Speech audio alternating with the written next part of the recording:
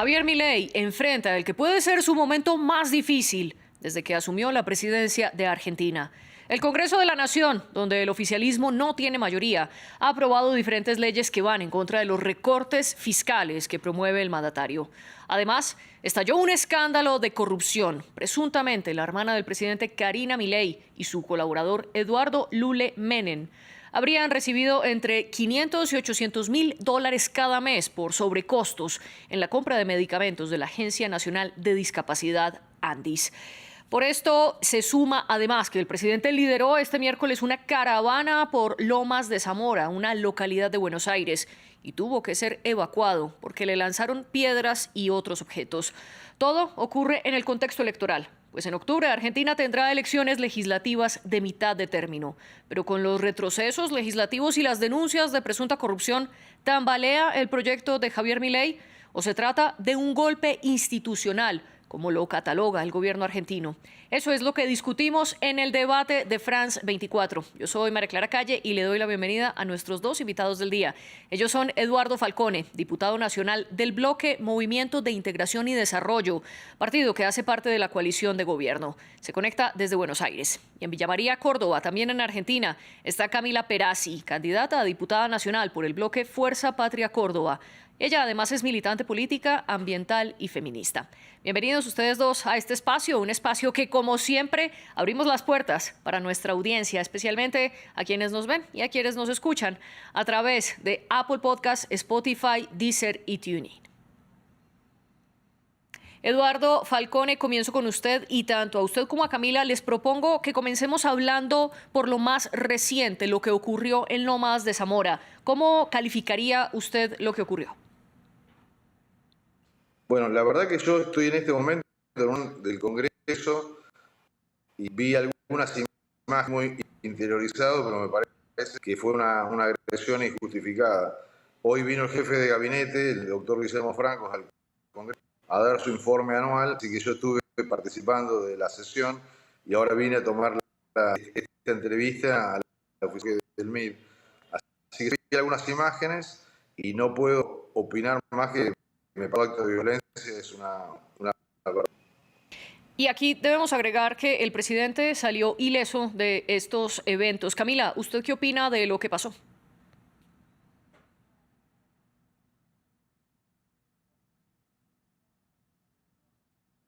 Camila, no la estamos escuchando, no sé si tiene silenciada su participación. Hola, ¿ahí me escuchan? Ahora sí, perfecto, la escuchamos, adelante.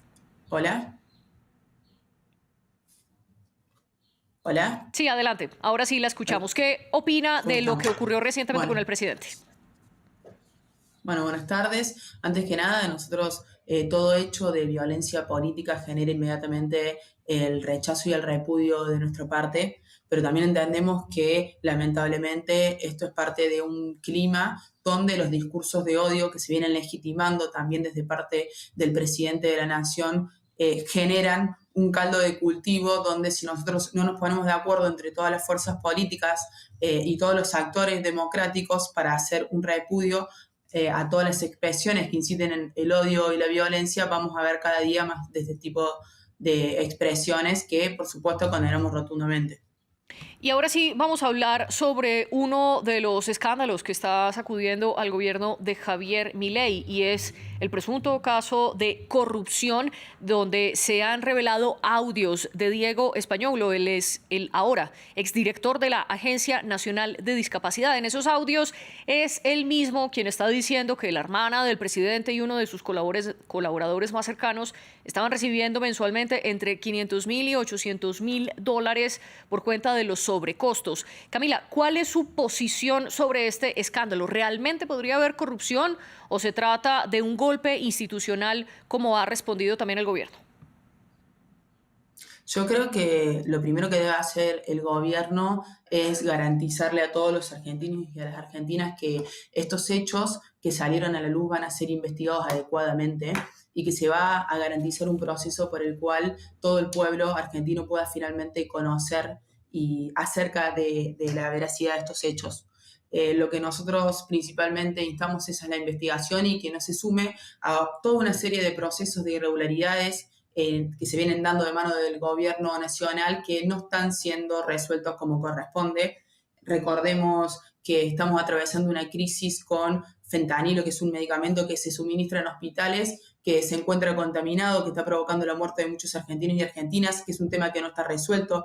El escándalo Libra, que también involucra al presidente, tampoco se encuentra esclarecido, como tampoco lo son otros hechos sumamente polémicos, como son el ingreso de valijas sin declararse correctamente por los aeropuertos. Así que creo que el gobierno, antes de deslindarse de toda responsabilidad inmediatamente, debe garantizar que desde la Presidencia de la Nación se articulen las instancias institucionales necesarias para poder investigar esto a fondo y que se llegue a los resultados y que los argentinos puedan conocer la verdad.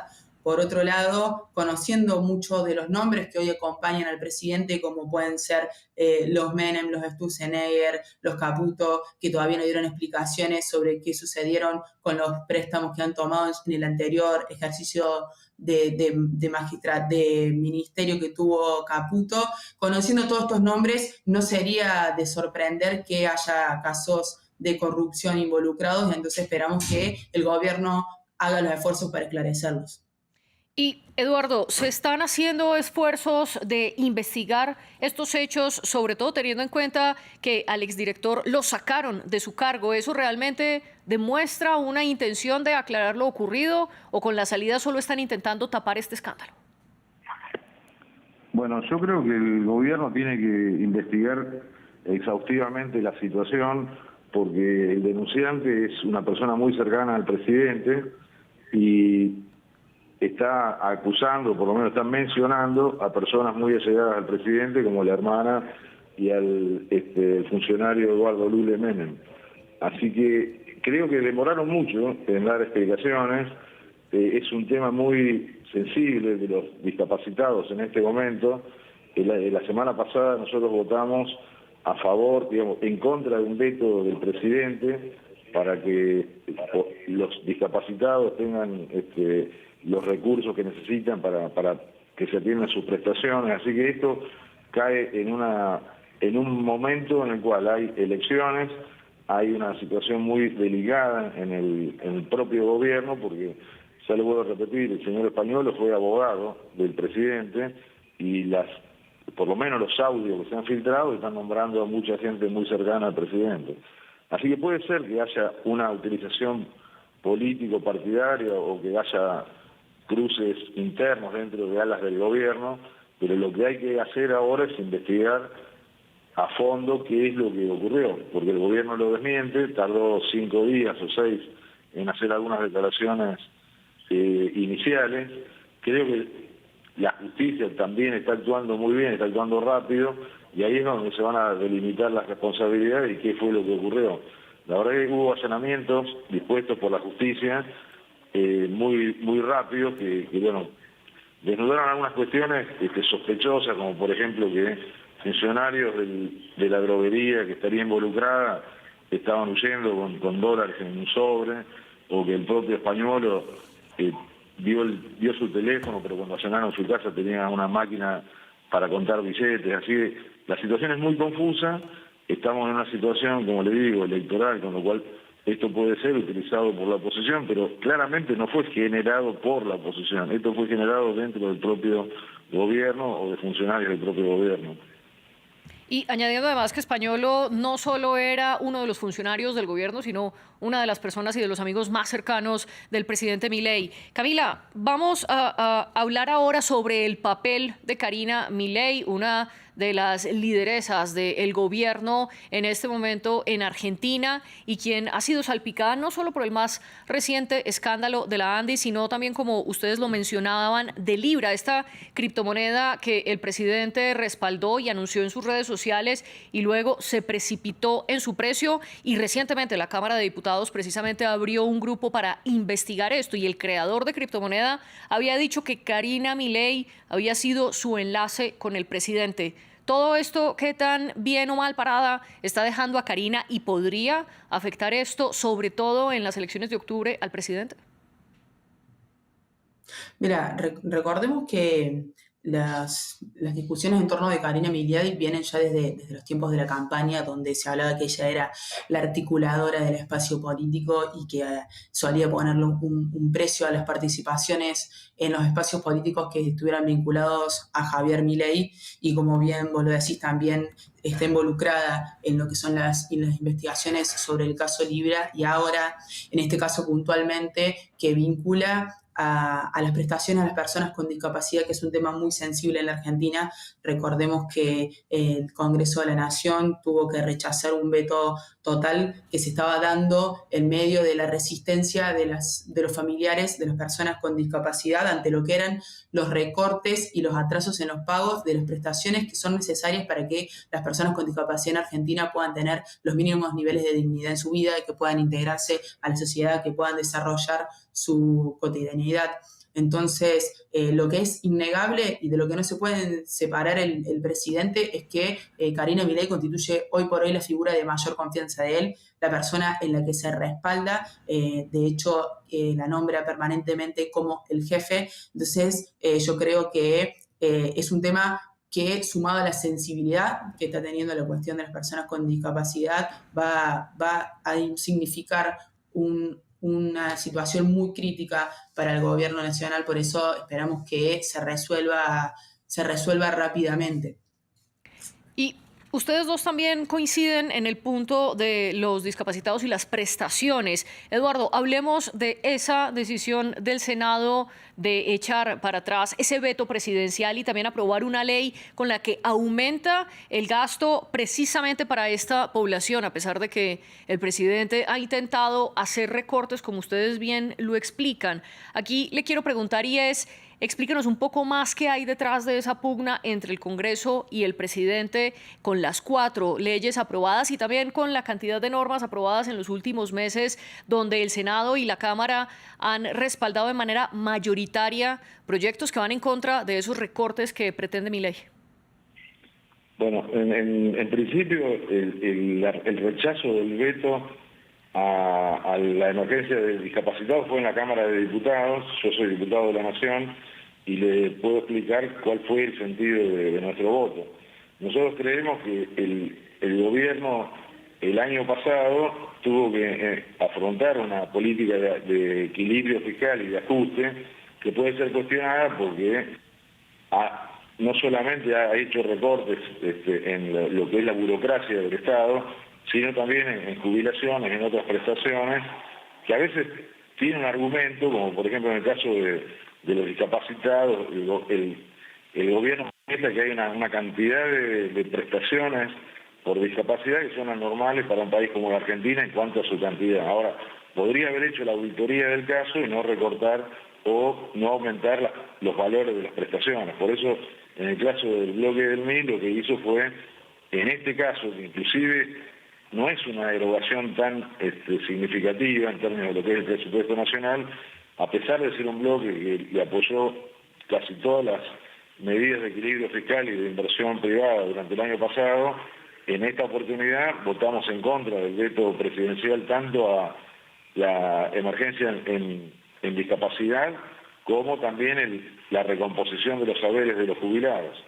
En este punto nosotros le hicimos un planteo, hoy también se lo repetí al jefe de gabinete, porque nuestro bloque hace un año presentó un proyecto para derogar todas las jubilaciones de regímenes especiales, jubilaciones de privilegio, que en algunos casos son millonarias, cuando los jubilados de la mínima están ganando 350.000 pesos y el aumento, que en realidad es un desfasaje por el ajuste por inflación del año pasado, y el gobierno no lo dio completamente, hizo bien en hacer el empalme de la fórmula jubilatoria para aumentar las jubilaciones, pero con una inflación de un 20% en enero del 2024 dio solamente 12%, con lo cual ese 7,2% que quedó pendiente, nosotros el año pasado apoyamos al gobierno para que lo difiriera, porque estábamos al borde de la hiperinflación, pero ahora que la inflación ya bajó, consideramos que podrían recurrirse a balancear, por ejemplo, dentro del propio régimen previsional, sacarle algo a jubilados como expresidentes o exvicepresidentes que cobran 15 o 20 millones de pesos y tratar de equiparar o de compensar a los jubilados que cobran los saberes mínimos.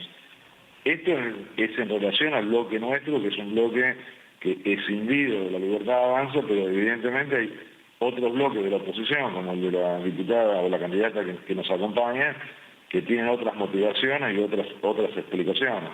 Lo que es claro es que el gobierno me parece que le ha errado en centrarse en su propia fuerza, creyendo que iban a ganar en estas elecciones muy fácilmente, y se desprendió de aliados como gobernadores, partidos como el nuestro, y otros bloques que le permitieron aprobar leyes importantes el año pasado, y ahora eso no está ocurriendo. Encima, si a eso le sumamos este cisne negro que le ha surgido ahora con las presuntas coimas en el sector de discapacidad, me parece que es un cóctel muy difícil que el gobierno debería recapacitar y tomar el toro por las astas lo más rápido posible. Pero, sin embargo, el argumento del gobierno es que además de esta expansión de beneficios y aumento de beneficios para los discapacitados, junto con el aumento, por ejemplo, de un 7% en las pensiones o el desbloqueo de los fondos nacionales para que las provincias sí los puedan utilizar, el gobierno dice que todo esto puede aumentar el gasto público del gobierno federal hasta en un 2,5%. Camila, ¿qué responde usted ante eso?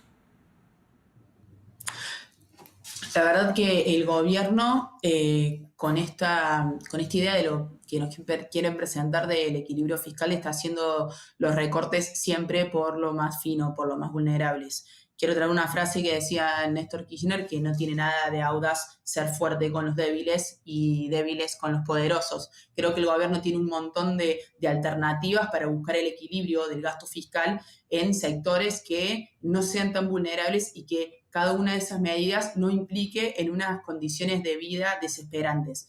Mantener el nivel de las jubilaciones como están ahora, lo único que hace es generar condiciones de miseria por abajo de la canasta básica en un sector tan vulnerable como son los adultos mayores, que recordemos que no tiene solamente que ver con el ingreso mensual, con la pérdida de poder adquisitivo de los saberes en este momento, sino que también eso está acompañado de medidas como el recorte en la cobertura de medicamentos de PAMI, que es la obra social de los jubilados y jubiladas, lo cual encarece muchísimo la canasta básica de un jubilado, porque todos sabemos que a mayor cantidad de edad el gasto proporcional y representativo de los medicamentos es cada vez más grande.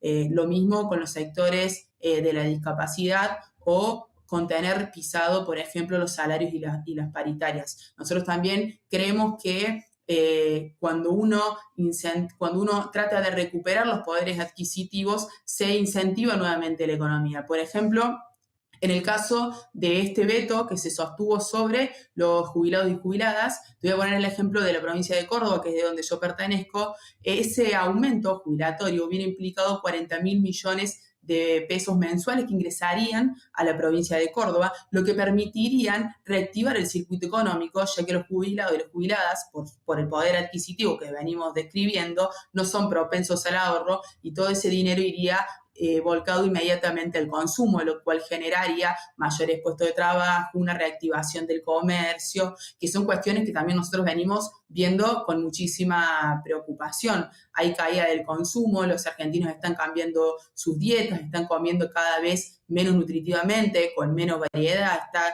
aumentando el ingreso de carbohidratos, de alimentos procesados. Entonces, el equilibrio fiscal, en realidad lo que tiene como contraparte es que cada vez más argentinos y más argentinas están viviendo de una manera menos digna.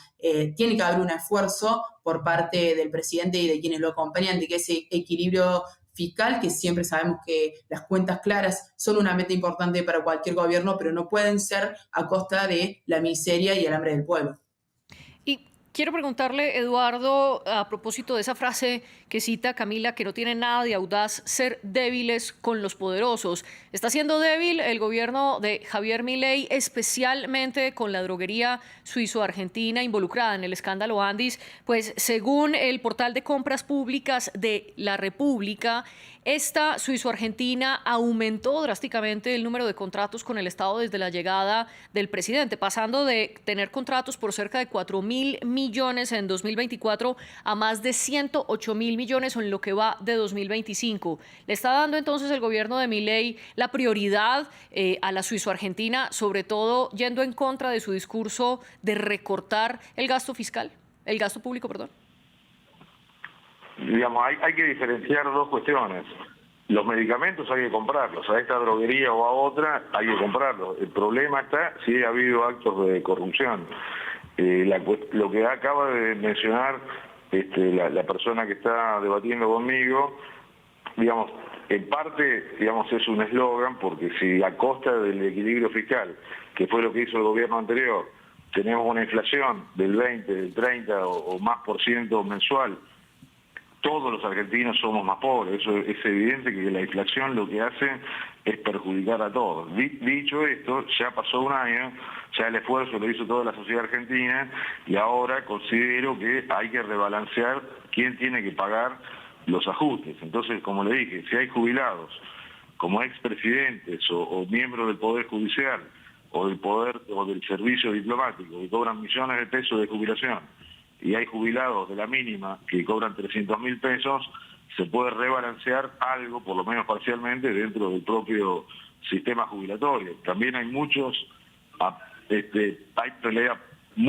pasivos por la cantidad de activos que hay aportantes al sistema, porque la economía argentina, de tanto impuesto y tanta regulación, la mitad de los argentinos están en la informalidad, con lo cual hay muchos trabajadores que sus empleadores no hacen aporte porque están fuera del sistema.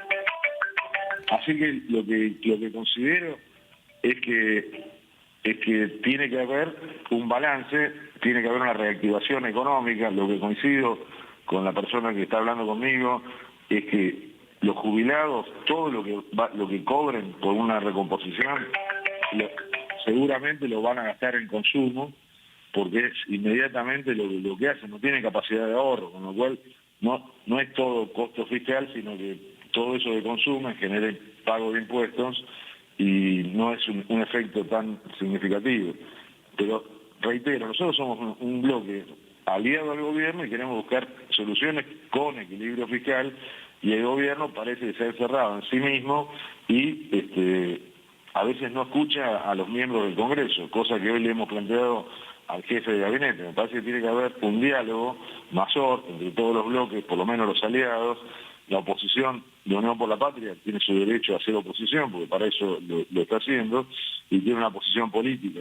Pero el gobierno me parece que está muy encerrado en sí mismo, no escucha a los aliados, no advierte algunas señales de alarma, y ahora está metido en un problema no solamente económico, sino político. Y quiero contrapreguntarle algo, Eduardo, sobre lo que usted menciona. Usted afirma que ahora los diputados de Argentina, sobre todo los que respaldan al gobierno de Javier Milei, le dijeron al jefe del gabinete, Guillermo Francos, que a veces el gobierno no los escucha. ¿Qué le respondió él? No, en realidad yo le hice ese comentario a mi alocución, que fue un rato antes de tomar esta entrevista, y el jefe de gabinete dijo que iba...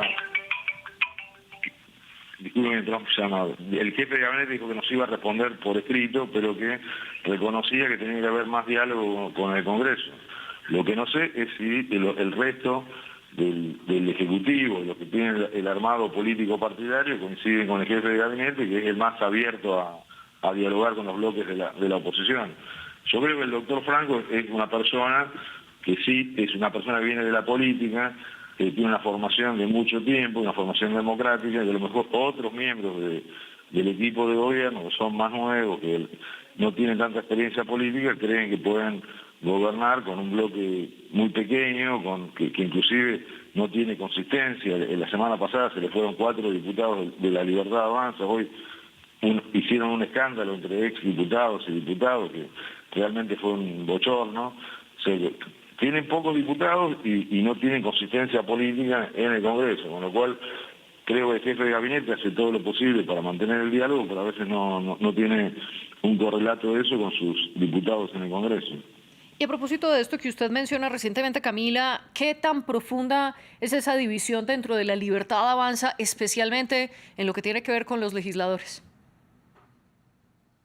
Bueno, nosotros venimos, comparto el análisis que hace acá el diputado. Creo que esto también tiene que ver con que hay un relato oficial que se empieza a resquebrajar, sobre todo con respecto a que el gobierno, Javier Milei asumió el gobierno hablando de combatir una casta que inmediatamente quedó al desnudo, que no era así, con la conformación de su propio gabinete. Recordemos nombres como la familia Menem, Sturzenegger, Caputo, Bullrich, que venían de varios gobiernos, de participar de varios gobiernos y que son muy representativos de lo que es la casta política a la cual él parecía hacer referencia. Y creo que este momento también es muy delicado porque él blandía una motosierra, sostenía un discurso diciendo que iba a venir a cortar con todos los curros del Estado, y en realidad lo que está sucediendo es que los curros están apareciendo y están apareciendo en su propio gobierno y con gente de su mayor confianza. Además de que principalmente este es un gobierno y un modelo económico que se sostiene con la represión y con la angustia de muchísimos argentinos y argentinas, y que eso empieza a hacer mella en los representantes del Poder Legislativo, ya que son quienes tienen que sostener el diálogo con gobernadores y el diálogo con los propios pobladores de las provincias que son a quienes representan. Es muy difícil poder sostener alguna de las medidas que quiere a la fuerza y sin ningún tipo de consenso sostener Javier Milei, como es el de financiamiento a las universidades, que son un orgullo nacional. La educación pública para nosotros es muy importante, es motivo de orgullo, es de los más importantes en Latinoamérica, con una calidad indiscutible. Por ejemplo, los vetos a los aumentos de jubilatorios, la situación de las personas con discapacidad, el desfinanciamiento del Garrahan, que es el hospital pediátrico más importante de Argentina y de Latinoamérica, en el cual se atienden la mayoría de los casos pediátricos de gravedad. Es muy difícil poder sostener un gobierno que es tan cruel en lo social y a su vez no está trayendo respuestas económicas efectivas, porque la gente también es consciente de que cada vez vive peor. Entonces es entendible que se empiecen a ver estos resquebrajamientos en el propio bloque oficialista. Y todo esto, ¿cómo pone las elecciones de mitad de término del 26 de octubre? ¿La Libertad Avanza podría perder poder, especialmente en el legislativo? Sí, yo creo que nosotros lo que tenemos que hacer es un esfuerzo muy grande por salir a recuperar el diálogo con aquellos sectores de los cuales hemos perdido cierta conexión o representatividad, porque es sumamente importante que podamos constituir un bloque unificado, sólido y estratégico que pueda desde el Congreso dar las batallas para que estas medidas tan voraces y que están generando tanto daño y angustia a nuestro pueblo puedan tener un frente, y sobre todo no un frente que solamente implique una postura defensiva, sino un frente legislativo que pueda también proponer alternativas a este modelo. Y Eduardo, ahora usted nos acompaña vía telefónica. Ya el diputado nos había explicado que él estaba en este momento dentro del Congreso, que se había salido de una sesión para atender este programa y precisamente en medio de todo ello tuvo problemas con su internet y por ello nos está acompañando telefónicamente. Eduardo, quiero preguntarle algo que menciona Camila. ¿Está Javier Milei convirtiéndose en esa casta que prometió combatir? En realidad el problema que tiene creo que es la forma en la que decidió construir su partido político, porque es un partido armado desde el gobierno, en realidad con muchos gerentes de empresas del Estado, como PAMI o ANSES, que son empresas que dan servicios a los jubilados, y eso es lo que hizo en todo el país. La mayoría de los referentes partidarios son empleados públicos, con lo cual me parece que es una contradicción, no solamente empleados públicos, sino gerentes, que serían, digamos, más bien más parecido a la casta que a la anticasta, con lo cual creo que es una contradicción en sí mismo la forma en la que él ha organizado su partido.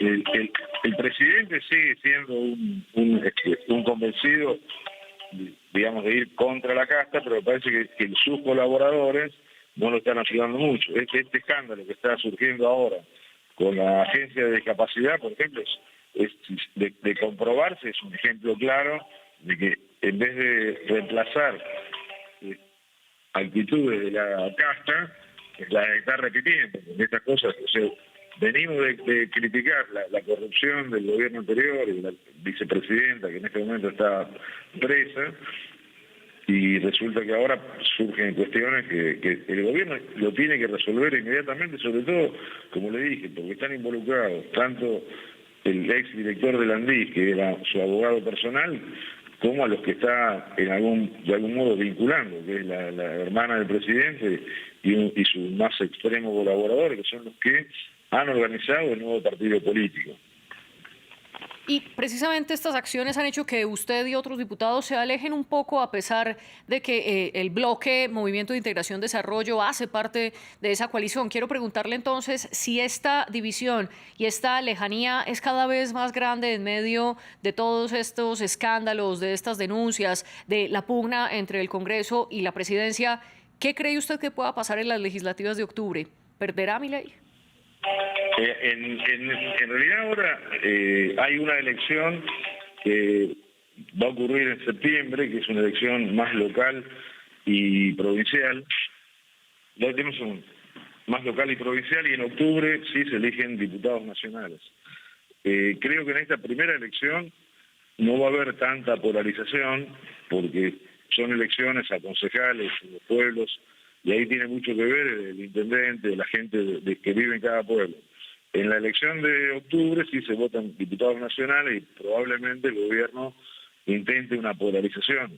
Pero este episodio que está ocurriendo ahora, hay que ver cómo le afecta electoralmente al gobierno, porque el episodio anterior, que fue el del caso Libra, que también fue un escándalo, era más difícil de comprender por el público y por el pueblo en general, porque eran criptomonedas, inversores del extranjero, los posibles damnificados, pero este problema de ahora afecta directamente a una población muy vulnerable, como son los discapacitados, y cualquiera entiende que si se está cobrando coimas por venderle medicamentos a los discapacitados es una conducta totalmente cuestionable.